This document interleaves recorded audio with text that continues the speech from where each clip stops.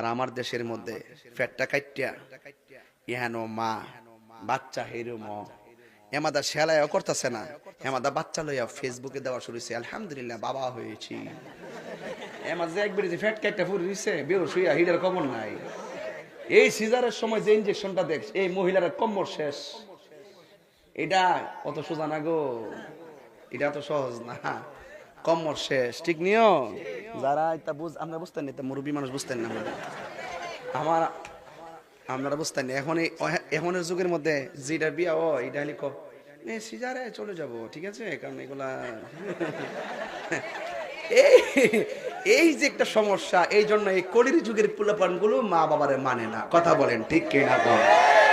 মাতৃ স্নেহ এত সহজ জিনিস না, কঠিন জিনিস।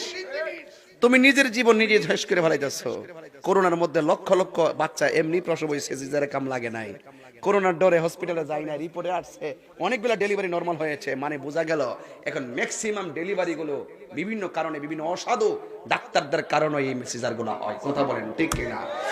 এমন ভাবে ডর দেখায়া দেয়, বাচ্চা এমনি আছে হেমনি আছে, অবস্থা ভয়াবহ, আমনে বাঁচতে বাচ্চা বাঁচত না, বাচ্চা বাঁচলে আমনে বাঁচত না, মানে মাথা নষ্ট করে ভালো বিজনেস।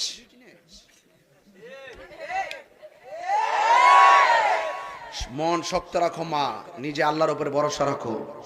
ঠিক কিনা বলেন?